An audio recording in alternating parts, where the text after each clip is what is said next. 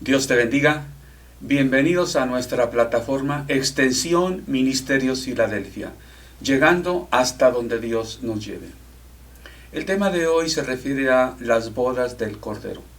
Es un tema fascinante. Las bodas del Cordero es el hecho más sobresaliente, más glorioso en la vida de la iglesia. La reunión mística de Cristo con su iglesia al final de la vida en este mundo. ¿Qué nos dice Apocalipsis 19? Voy a leer 3 versículos primeramente. El 7 dice: gocémonos y alegrémonos y démosle gloria, porque han llegado las bodas del Cordero, y su esposa se ha preparado, y a ella se le ha concedido que se vista de lino fino, limpio y resplandeciente, porque el lino fino es las acciones justas de los santos. Y el ángel me dijo: escribe, bienaventurados los que son llamados a la cena de las bodas del Cordero. Y me dijo: estas palabras son palabras verdaderas de Dios. Leyendo el capítulo 19 de Apocalipsis, pareciera que estos 3 versículos son los que se refieren a las bodas. Para un hecho tan sobresaliente en la expectativa de la iglesia y en los evangelios, pareciera que es muy poco lo que nos dice Apocalipsis de este acontecimiento tan importante y tan esperado. Pero creo yo, y más adelante vamos a analizar un poquito, que los versículos previos a la lectura que hice y los posteriores que componen todo el capítulo tienen que ver con esos versículos, o sea, tienen que ver con las bodas del Cordero. En un sentido, todo el capítulo nos está hablando de las bodas del Cordero. Bueno, tenemos que pensar en el contexto en que vivían los cristianos del primer siglo, a fines del primer siglo, para entender, este pasaje de Apocalipsis y las parábolas. También tenemos que entender cómo era una boda judía, porque los símbolos, los símiles de este pasaje de Apocalipsis tienen que ver con las bodas. Las parábolas, el Señor refirió cuando menos 2 parábolas referente a bodas, y tenemos que ver las enseñanzas, las figuras de las que tienen las parábolas para entender el pasaje de Apocalipsis. En Mateo capítulo 22 y versículo 1 nos habla de una parábola de la fiesta de bodas. El Señor Jesús les dijo: respondiendo Jesús, les volvió a hablar en parábolas diciendo: el reino de los cielos es semejante a un rey que hizo fiesta de bodas a su hijo, y envió a sus siervos a llamar a los convidados a las bodas, mas estos no quisieron venir. Volvió a enviar otros siervos diciendo: decid a los convidados: he aquí he preparado mi comida, mis toros y animales engordados han sido muertos, y todo está dispuesto, venid a las bodas. En la parábola, Dios es el rey, Jesús es el hijo, el que se va a casar. Las profecías hablaban de la venida del Mesías, de que Dios habitaría por siempre con su pueblo, y esta parábola trae algunas imágenes. Dios envía a llamar a los convidados. Una fiesta judía, una boda judía, se celebraba después de algunos hechos relacionados a la boda. Los padres de los contrayentes pactaban los detalles de la boda, del enlace, convenían en la dote que recibirían la mujer o los padres de la mujer, y fijaban la fecha de la boda. Había un compromiso mutuo de los desposados, ya quedaban casados prácticamente, aunque aún no se celebraba la fiesta, pero ya estaban casados, se les llamaba desposados, y el marido, el novio, iba a preparar la casa donde iba a ser el hogar conyugal. Previo a la celebración de la fiesta, los padres invitaban a la fiesta a las personas que ellos querían. Cuando la parábola menciona que llama a los convidados, es decirles a los que ya están invitados: ya se acerca la fiesta de la boda, mi Señor los espera. La parábola dice que los convidados hicieron caso omiso. Más aún, maltrataron a las personas que iban a recordarles. Hay cosas que nos parecen un poco extrañas, como el hecho de que, bueno, el Señor, el Rey, envía a otros y como no hacen caso, unos andan en sus trabajos. Yo estoy en mi trabajo. A mí no me interesa buscar las bodas que el Rey me invita. Otros en sus negocios, en sus labranzas. Entonces, el Rey se enoja y manda a destruir a todos. Hay cosas que nos parecen un poquito exageradas. ¿Cómo es que el Rey los destruye nada más porque no fueron a las bodas? ¿Cómo es que los convidados maltratan a los que llevan la invitación, el recordatorio? Bueno, es que todo esto es espiritual. Dios llama a la gente, a los pueblos, a la comunión con Él. Y es lo que el pueblo rechaza. Es lo que a muchos no les interesa, la comunión con Dios. Y ahí están los profetas, los mensajeros, convidando a la gente: ven con Dios, acércate con Dios, arrepiéntete de tu vida, honra a Dios. Y es lo que a la gente le incomoda. Tú métete en lo tuyo, a mí no me interesa, y se enojan. Hay personas que se molestan porque les hablan del Evangelio. Aún los gobiernos mandan leyes que prohíben predicar el Evangelio. Es por eso que el Rey se opone y se molesta y los destruye. Es similar la situación, lo que refleja la parábola, a lo que vemos en la historia y aún en los tiempos modernos. Por otro lado, tenemos que considerar que la invitación del Rey es a salvación, es a un cambio de vida, es a dejar tu vida de pecado vacía y acércate a Dios. Dios tiene propósitos para tu vida. La situación es que aquellos invitados tienen pecado. La invitación incluye: yo te perdono los pecados, yo te voy a cambiar tu vida para que ya no peques de esa manera. Es la invitación que se rechaza. Dice Juan capítulo 3, el que en él cree, en Jesucristo, que vino al mundo, no es condenado. Pero el que no cree ya ha sido condenado, porque no ha creído en el unigénito Hijo de Dios. El que no cree ya ha sido condenado. No cree el perdón que Dios le ofrece. Entonces hay que tomar en cuenta que ya había sido condenado. ¿Por qué? Por su pecado. La paga del pecado es muerte. En realidad, que cuando los convidados no aceptan el llamado del Rey, están rechazando el ofrecimiento de perdón. Si alguien rechaza el indulto, lo que sigue es la condena. Entonces el Rey destruye a estos convidados. Después les dice a sus siervos: ¿saben qué? Los convidados no quisieron, no eran dignos. Entonces salgan y a quien vean, invítenlo, tráiganlo. Entonces es la segunda invitación. Se hace más extensa esa invitación. Y dice la Biblia que los siervos fueron por los caminos, por las aldeas, y trajeron de todo tipo de personas, buenas y malas. Es algo que también llama la atención. Bueno, ¿cómo que son convidados buenos y malos? Bueno, por algo dice después, termina la parábola diciendo: muchos son los llamados y pocos los escogidos. Dios invita a todos, buenos y malos, entre comillas. Pero después hay algo. Dice la parábola que el Rey salió a ver a los convidados y vio a alguien que no traía vestido de boda. Tal vez por eso hoy me puse el saco. Bueno, no traían traje de boda. Entonces lo sacó el Rey, lo mandó sacar, vaya a la destrucción. También eso nos parece un poquito cruel, un poquito duro. ¿Cómo es que nada más por no llevar cierta vestidura es arrojado de las bodas? Bueno, lo que pasa es que el traje de boda, el que llevan los convidados, habla de santidad, habla de pureza de vida, habla de estar preparado para el evento, de dar honor a lo que va a celebrarse.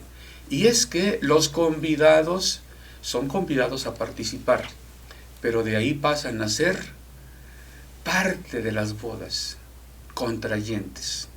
Esto lo podemos entender por la enseñanza de Pablo a los Efesios.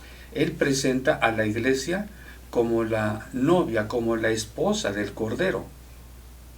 Efesios 5:25 dice: maridos, amad a vuestras mujeres, así como Cristo amó a la iglesia y se entregó a sí mismo por ella, para santificarla y habiéndola purificado en el lavamiento del agua por la palabra, a fin de presentársela a sí mismo una iglesia gloriosa, que no tuviese mancha, ni arruga, ni cosa semejante, sino que fuese santa y sin mancha. Bueno, es parte de la enseñanza neotestamentaria de las bodas. Jesucristo es el novio y viene por su novia, por su futura esposa. Esta es la iglesia. Es por eso el de las parábolas del reino, para que la iglesia esté preparada. Hay otra parábola de las 10 vírgenes que enfatiza la preparación. La presentación a la boda ha de ser con ropas blancas, resplandecientes. Por eso dice aquí que Cristo limpia a su iglesia. Al pecador nos perdona nuestros pecados. Y Él quiere que permanezcamos así. Hay algunos que creen que pueden aceptar a Cristo y vivir en el pecado, y porque ya lo aceptaron pueden ir a presentarse a la presencia de Dios y Dios los va a recibir. Algo más lejos de la realidad no puede haber. La boda es de la novia, que tiene que tener vestiduras blancas y resplandecientes. Dice la Biblia que son las acciones justas de los santos. Repasemos lo que dice Apocalipsis. Han llegado las bodas del Cordero. Este es un mensaje de esperanza para la iglesia perseguida del primer siglo. Y previo a estos versículos nos hablan de exaltación al Padre, la alabanza a Dios, porque ha destruido a la gran ramera, con la que corrompió a las naciones, a los reyes, que hicieron daño a su iglesia, a su pueblo. Por eso es que en los cielos hay gozo y alegría. Han llegado las bodas del Cordero. Y la iglesia dice, ya viene el novio, ya viene el esposo, ya viene Jesús por mí. Y se goza, han llegado. Esa es la buena noticia. Y su esposa se ha preparado. ¿Qué quiere decir preparado? Tiene vestiduras de boda, blancas, resplandecientes, limpias, que son las acciones justas. La Biblia dice que somos salvos por fe, pero vamos a ser juzgados por lo que hayamos hecho, sea bueno o sea malo. Puede ser que una persona tenga fe para iniciar la vida cristiana, pero Jesucristo invita a entrar por la puerta estrecha y andar por el camino angosto. Entrar es cuando recibimos a Cristo como nuestro Salvador. Andar por el camino angosto es vivir la vida cristiana. Es angosto. No podemos salirnos de ahí.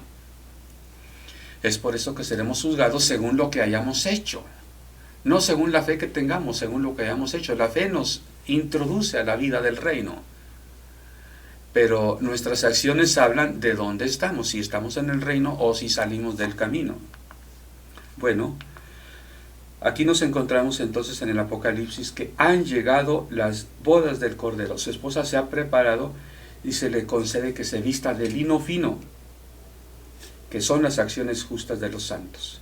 Bueno, es por eso que bienaventurados los que son llamados a las bodas del Cordero. Bueno, ¿qué más tenemos que decir respecto a estas bodas? El rey invitó a muchos. El rey dijo, los primeros no eran dignos. ¿Por qué no son dignos? Porque muestran con su conducta el rechazo a lo que Dios les dio. De hecho, nadie era digno, pero estos lo han rechazado, entonces Dios hace la invitación más amplia. En realidad esto habla del plan redentor de Dios. Dios escogió a un pueblo, a ellos les envió primeramente la oferta de salvación. Cuando este pueblo, como pueblo, lo rechazó, muchos lo aceptaron, pero como pueblo la mayoría lo rechazó, entonces Dios envía la invitación más amplia. Se predica a todo el mundo. La predicación del Evangelio es primeramente en Jerusalén, en toda Judea, en Samaria y hasta lo último de la tierra.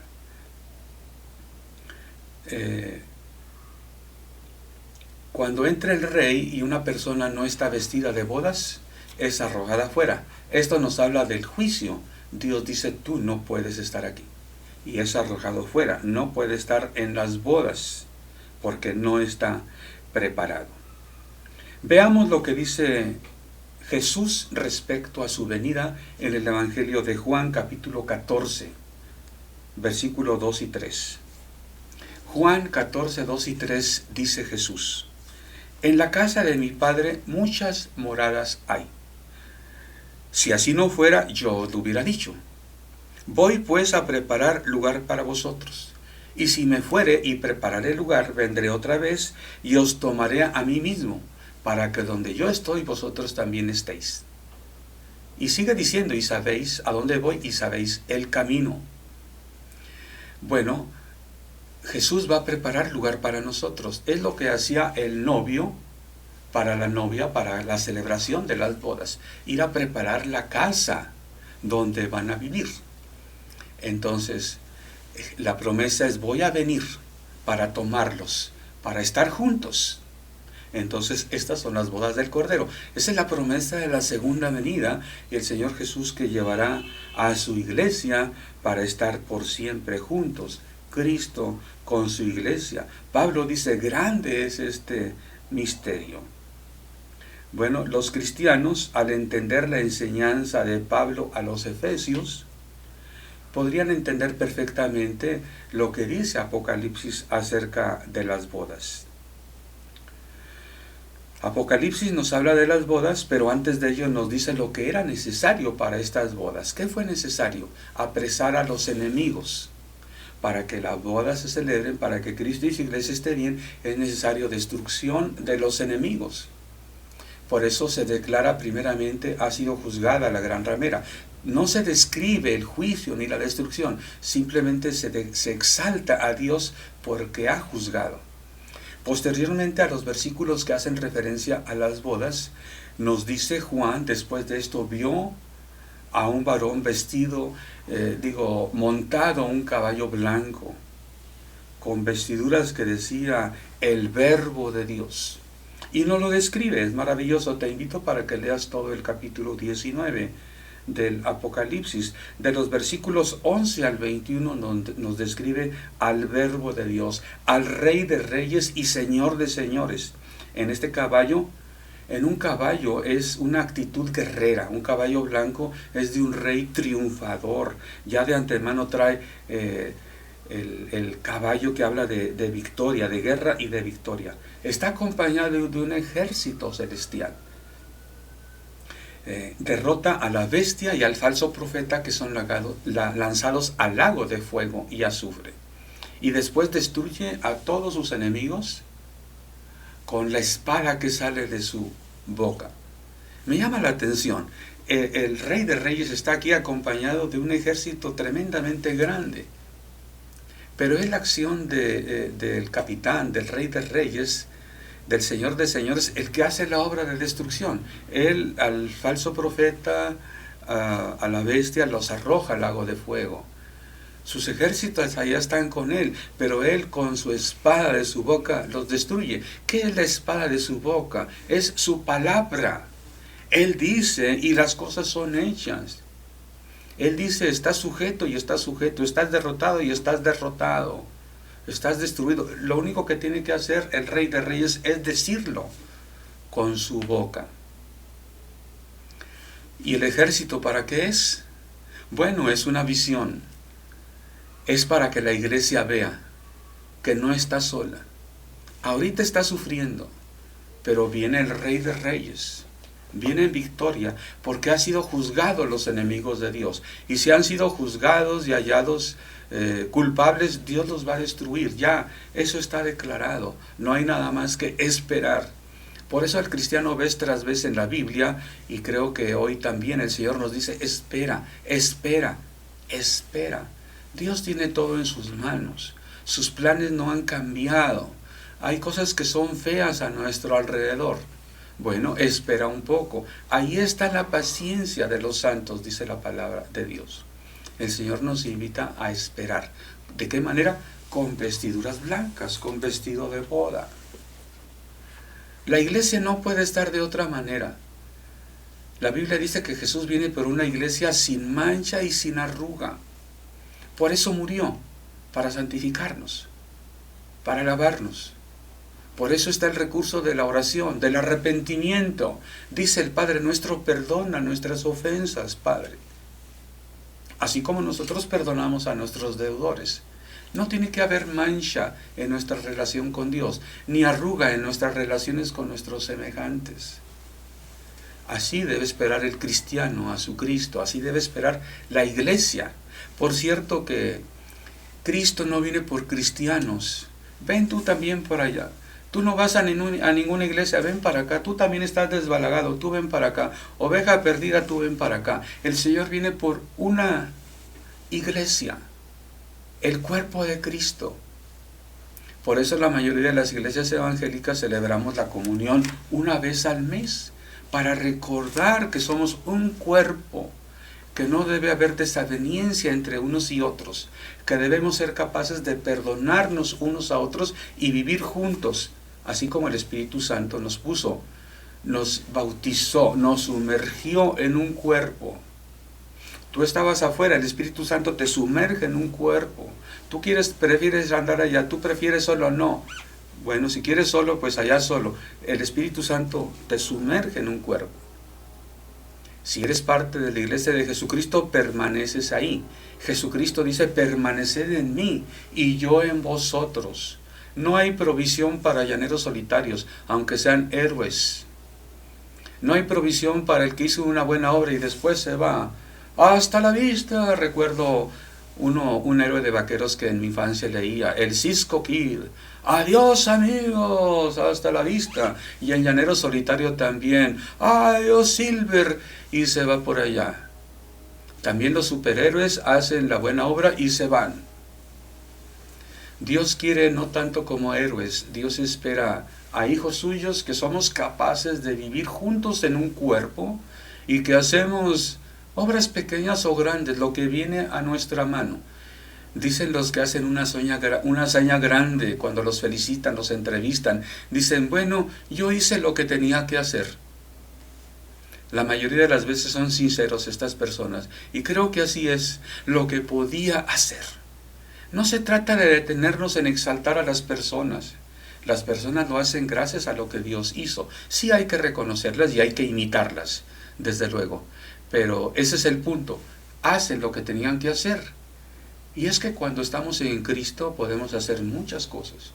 Esta es la iglesia de Jesucristo, es el cuerpo de Jesucristo. Son quienes debemos de ejecutar el plan y la obra redentora de Jesucristo. Él ya murió en la cruz, tenemos que anunciarlo. Él murió por nuestros pecados, tenemos que declarar lo que Dios hizo. No le tengas miedo a la palabra, declara lo que Jesucristo hizo. No es que declares tu voluntad, declaras lo que declara la palabra. Dice Isaías, dice Jeremías, que Dios busca personas que declaren, que proclamen, que pongan por orden las cosas como Dios lo ha hecho desde el principio. Para eso nos dejó Jesús, para eso existe la iglesia. Bueno, la iglesia realmente que participa en las bodas llega con vestiduras. Eso quiere decir que ha vivido, ha militado, se ha conservado pura, ha luchado, esforzado, se ha sacrificado muchas veces y allí está.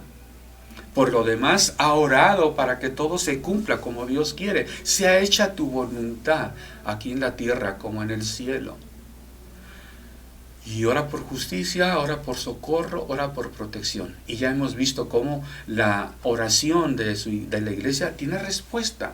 El juicio final es respuesta a las oraciones de los santos. Bueno, es plan de Dios, pero la iglesia tiene que orar porque anhela eso. Sí, ven Señor Jesús, así termina el Apocalipsis. Y la esposa y la iglesia digan, ven. Eso es lo que la iglesia dice, ven. Los últimos versículos son la despedida de Juan, pero antes de que Juan despida y cierre la carta, dice las últimas palabras que contienen el mensaje de Apocalipsis. Es la invitación. La esposa diga ven, la iglesia diga ven. Y Juan dice, sí, ven Señor Jesús. La oración de la iglesia. Bueno, viene ¿a qué? A celebrar las bodas, a contraer nupcias, es decir, a vivir por siempre juntamente con la iglesia. Tú eres parte de la iglesia de Jesucristo. Yo soy parte. Ojalá que sepamos vivir a la altura de lo que somos. Que andéis como es digno de la vocación con que fuisteis llamados, dice la palabra. una vocación, un espíritu y un cuerpo. Dios te bendiga, hermano. Dios te bendiga, hermana.